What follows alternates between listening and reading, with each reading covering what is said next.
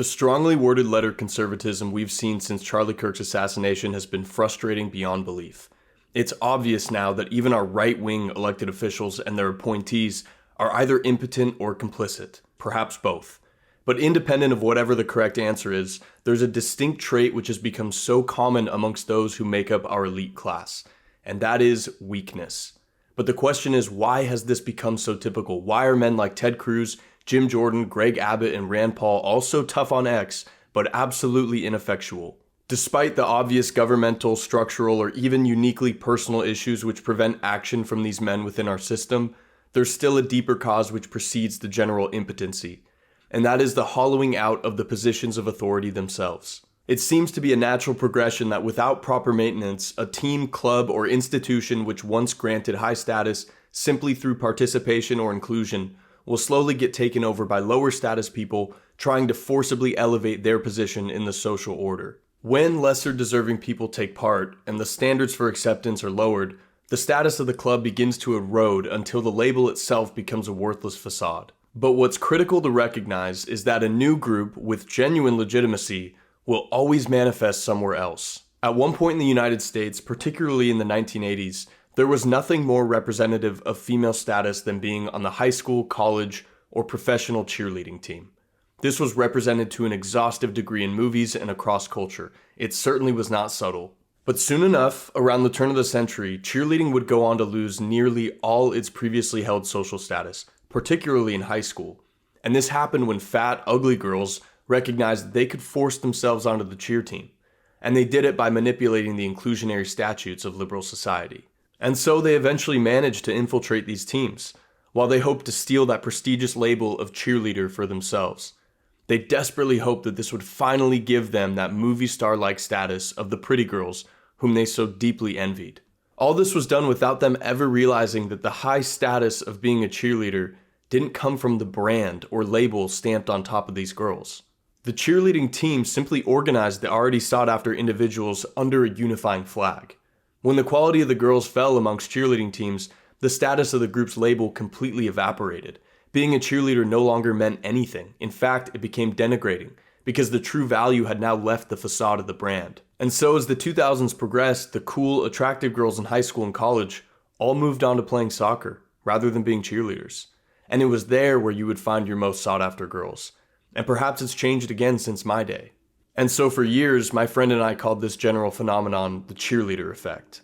I'm obviously aware similar concepts have been discussed, but what distinguishes what I'm talking about here is that the exchange of cultural status did not occur out of an abandonment by the elite, but instead an infestation by the lower class. But what will always continue to be so frustrating to these low status people as they succeed in their hostile takeover is that it's like whack-a-mole. They can never truly grasp the status, even if they capture the label of what they're after, because eventually the new, legitimate club will emerge elsewhere, because it's not powered by the brand, it's powered by the people involved, perhaps a spirit even. And though it may take a while for the new high-status club to establish itself, it will eventually manifest, and we're primed to see this happen all across our society right now. As we've watched DEI shred any legitimacy to Ivy League degrees, and every high-status job position not occupied by a white man is a flat-out joke, and 24-year-old women now play dress-up as Secret Service agents, it's very apparent that the labels which once held great esteem in our minds are now truly pathetic. And these brands have fallen apart in such a spectacular fashion because the emphasis of what was impressive about them has naturally devolved to the credential and title itself, rather than the value behind it. And so the immense cultural strength of these now antiquated brands ultimately can't last much longer. When I was a kid, I took karate for a little. I was really young, maybe 5 or 6.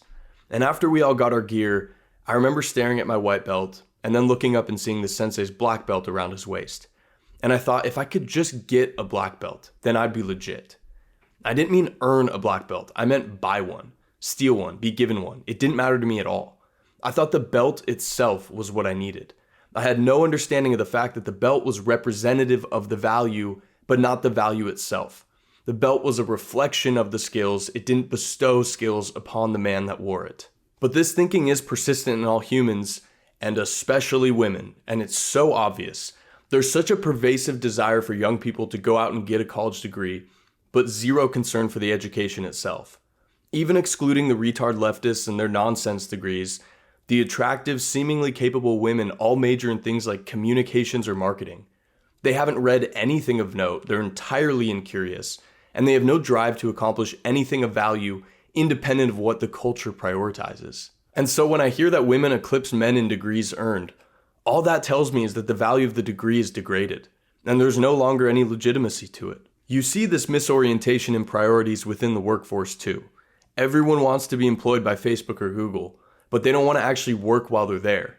They want to play ping pong, sit in beanbags, drink free lattes, get paid $200K a year, and post cute Instagram stories. But most importantly, when they go out to the bars, they want all the strangers they meet to tell them just how cool it is and impressive it is that they work at Google. But they don't want to talk about any accomplishments. It's all a game of status without sacrifice. They want to wear the black belt, but they don't want to train, like I did when I was 5 years old.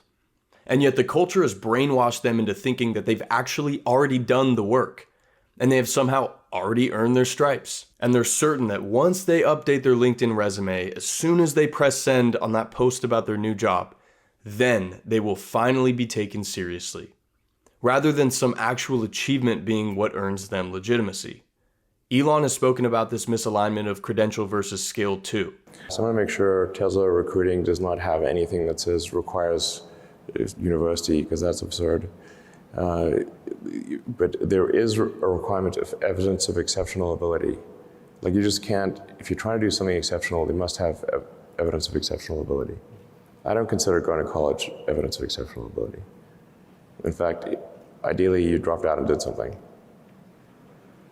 I mean, obviously, we look at Gates is a pretty smart guy, he dropped out. Jobs is pretty smart, he dropped out. Larry Ellison, smart guy, he dropped out. I'm like, obviously not needed. But Michelangelo wasn't waiting to get his graduation slip from the Medici family art school to prove to everyone that he was an artist. Instead, he sculpted the Pieta when he was 23. He didn't just want to be called an artist, he wanted to make his art. And the work was what created the admiration for him.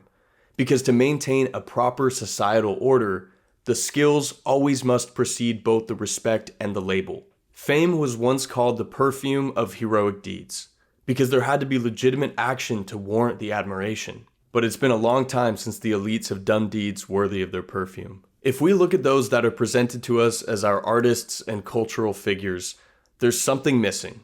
Even if you don't have the context to properly analyze it, we can all feel it instinctually.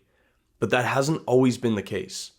In the 1960s, the Beatles had a career which only spanned 8 years of album releases. In this time, we saw an output that has never been matched in both pace and quality. The band released the albums Help, Rubber Soul, and Revolver all in 365 days. And that's hardly even discussed because of just how monumental the entirety of their career was. And because of the immense success and profitability of the band, music labels tried to reverse engineer a mold to multiply the prosperity. But all this mold did in practice was construct a machine that churned out hollow imitations. Because the Beatles didn't just have well-coordinated haircuts, good choreography, and trendy costume designers. They were objective geniuses. When your third best songwriter pens Here Comes the Sun, I think you're more than just a boy band. What the machine gets wrong every time is that this stuff is not formulaic. You can't just turn the knobs and manufacture greatness. There is an ethereal element to all of this. What is the difference, tangibly, between a piece of printed, mass-produced art from Target and Starry Night? Scientifically, they're composed of basically the exact same stuff: a wood frame, canvas, and paint. Formulaically, they're nearly identical. So why is there such a variance in value that can't even be reasonably compared? Because with actual greatness, the rules of the material world begin to break down. There's a transcendence beyond just the stuff we see in front of us as the value skyrockets past the sum of its compositional parts. And once that barrier is breached, the brand no longer even matters. So after years of caring about their image and branding, even going so far as to hide John Lennon's marriage just to maintain and maximize their female fandom, the Beatles eventually realized the brand didn't mean a thing anymore. Their art was what brought any value to the Beatles. If they had swapped out the members of the Beatles for 4 random dudes, No one thinks that just because a group of guys were putting out music under the name The Beatles, that it would be inherently worth something because the record simply had that name on it. So, in 1968, the Beatles flat out rejected the branding altogether, and they put out their White Album with almost zero marketing. And for the album cover, they used a blank white square, and you could hardly see the lopsided out-of-center band name printed on it. And it wasn't even named the White Album. That's only what people called it because it was the best way to describe it since it didn't actually have a name. And of course, it went right to number 1. Because nobody cared about the Beatles or the cover or the haircuts. They cared about John, Paul, George, and Ringo's art. And that art just happened to publish under the name The Beatles. Elon has talked about this in regard to Tesla as well. The branding itself should never be the point. It should be self-evident what and who you are by the inherent value of your creation. That's why there's no logo on the Cybertruck. Perhaps before the internet and mass media, there was no reliable way to sidestep the excellence required to be generally recognized as impressive. Regardless of the reason for this no longer being the case, there's now an undeniable disconnect between the promoted excellence of the elite and their actual capabilities. The political class especially has been taken over by the same ugly fat girls who wanted to force themselves onto the cheerleading team. And all these people we see leading us are quite literally wearing the skin suit of these once meaningful titles.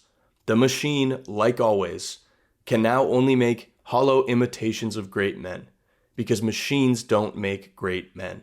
The President of the United States is typically regarded as the most powerful man in the world, and there shouldn't be much of a distinction between the most powerful and most competent man alive. And yet, is there anyone who would have honestly made the claim that Joe Biden, at any point, but particularly in 2024, was the most competent man on earth? It's now a blatant absurdity to continue and couple competency with the leadership positions within our society. What have all these people actually done? They can't write, they don't come up with their own opinions, they have seemingly no talent. Kristi Noem went on a press tour recently, clearly had not read her own ghost-written book, and was ultimately pressed on the passage where she describes her decision to shoot her own dog. Something which was obviously a surprise even to her. But if we instead look at someone like Thomas Jefferson, who wrote the Declaration of Independence at 33, founded the University of Virginia, and designed his own house, well, forget the presidency. That's an impressive man despite any political title. Because when the hierarchy is ordered properly, the political class should be made up of men who are independently great. Take away the political status and state-backed power, and you should still be left with someone who garners admiration. These men didn't take office so they could trick the masses into giving them power. They were put into office as a means of bestowing them the rightful authority to rule. And the office was simply the mechanism at the given time for transferring that power. Military experience so often preceded political power historically because some form of demonstrable, undeniable courage and success seems to be required for the masses to anoint the legitimate right to rule upon its leaders. And so what all this ultimately tells us with some certainty is that we cannot just be told who to respect for very long. It works for a time, but we can all inherently see through the mist of it eventually. It doesn't matter if historically Oxford has produced great men. If this is what it produces now, well, there's no amount of propaganda that can perpetually enforce the assertion that Oxford is an elite institution. Nobody takes these people seriously, yet we're demanded to. It's enforced, but the spell is breaking. And we're all yearning for legitimacy, authenticity, and inspiration. The Western world has become almost universally fake and gay, but we haven't figured out the magic trick all the way just yet. We can all understand what I've said here, but when we meet someone and they tell us they went to Princeton or work at Google, do we really laugh? Or is part of us still impressed and perhaps even envious of their position? If we saw Ted Cruz at the airport, how would we really act? A hesitant response during this transitory period is actually normal, because it's what facilitates the true shift. When this corrosion happens and the previously notable positions have all been hollowed out, the next crop of impressive people will still try to join them, but they'll be rejected. How many brilliant white men have recently been denied from every Ivy League school with perfect resumes? And they're all, of course, stunned, but with their confusion and anger, yet persistent drive, they'll eventually begin to adjust their approach and end up creating whatever the next new high-status club is. Nick Fuentes' absolute banishment from popular conservatism and his near-decade-long drive to reassemble something new displays this reconfiguration well. Because whatever that spirit is cannot be silenced forever. it will always resurface, and it always destroys and envelops all the fraudulent stand-ins with seemingly no effort, like a tidal wave. And so here we find ourselves, watching the changing of the old guard. The decayed, rotted shells we are commanded to admire sit and tell us they are our rightful rulers because of a crown they usurped. But we know they are not our rulers, because the elites do not impress us, and it's because they just haven't done anything impressive. They all went to the historically fancy colleges, but they were admitted either through donations or legacy and received no semblance of a real education. They were then selected into a job that has totally removed any actual responsibility, yet maintained its prestige. And all of them made some dramatic transition into politics with a suspiciously smooth ride into the public eye and a completely manufactured resume behind them. But the rejection of the padded paths of our leaders was a big part of why there was so much excitement over Trump. Here was someone who had proven his competency far before an entry into politics. His resume reflected real accomplishment rather than a collection of worthless stamps pretending to be the equivalent of accomplishments. Elon, aside from his money, has had such an impact in the political realm because he's earned the respect of people through actual achievement first. And as it becomes more evident that we are in this transition phase, we will see more people of an independent, established stature enter the political arena. As these men slowly realize their lives simply won't exist in their current form if someone capable does not take power. Conor McGregor understands this. He would never have had political aspirations if Ireland wasn't being intentionally destroyed. While he may have stepped aside in his presidential bid, his voice remains in the conversation. And what makes him such a high-velocity leader is that his courage and strength cannot be faked. He is, as Teddy Roosevelt said, the man in the arena. And all credit should go to those men.